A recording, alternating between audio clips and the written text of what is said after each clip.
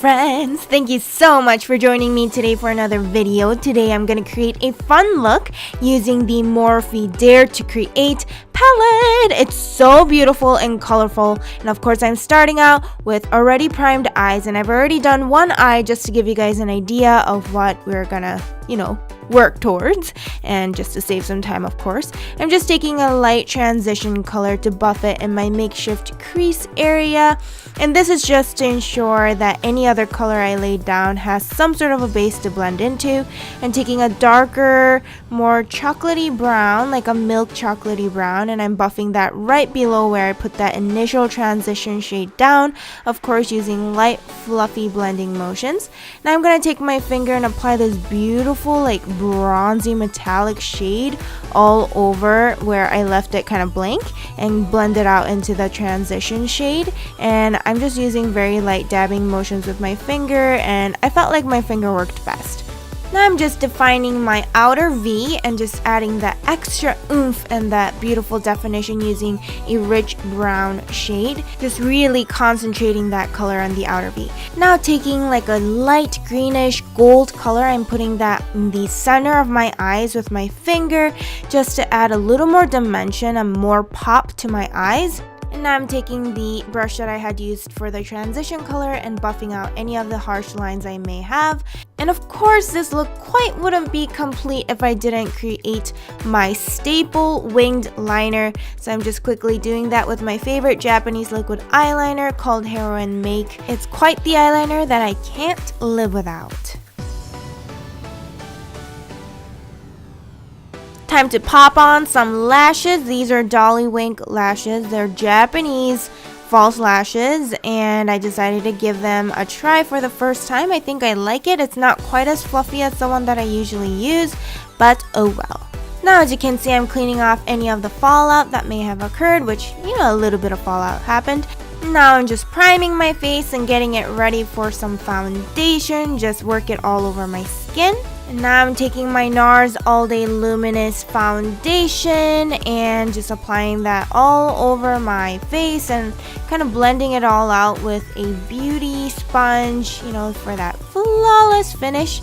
I'm kind of testing this foundation out, and I've been testing it out for a while, and I have mixed feelings about it, but maybe it's because my skin's more drier in this season. Who knows? But for now, I think it's okay. I'm gonna conceal and highlight my face now. I'm using my ColourPop No Filter Concealers. It's been something that I use like almost in every video, but yeah, I'm just taking that, highlighting with the lighter shade under my eyes and my forehead, and also concealing any of my stash area with the lighter medium shade, and of course blending it all out with my beauty sponge again, just to kind of make it seamless and blend into the foundation. Now I'm gonna set my face with this cute little powder. It's the brand Can Make Tokyo, and I got this from Japan. It's a translucent powder, and they literally label it the secret powder. But I really like it. It kind of blurs out any of my fine lines. And now I'm gonna bronze my face using the ColourPop pressed bronzer in the shade Afternoon Delight, and I'm just using a large fluffy bronzing brush and just diffusing that color into my cheekbones, what the heck, cheekbones, as well as my forehead. And I'm adding a little bit of blush. Yes, I know I don't usually wear blush, but I just felt like it today. I'm wearing the Tarte blush in the shade Party, I think. And just kind of lightly buffing it in. And of course, what other highlighter would I use other than the ColourPop pressed highlighter in the shade here, Kitty Kitty, meow.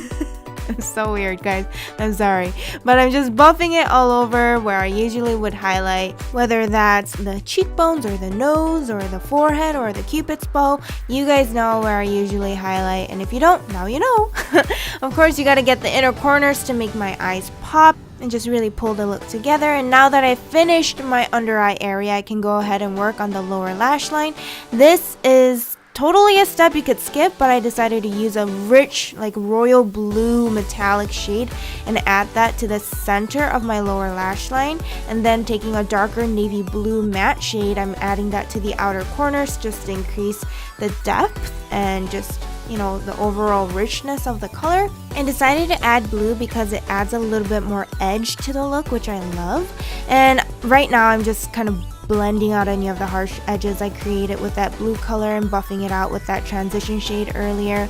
And now I'm just kind of extending out the highlighted inner corners in case any of it was wiped away during the blending process.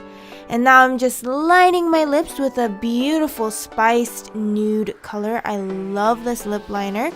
And I'm just gonna actually fill in my entire lips using this lip liner and just kind of correct my lip shape along the way.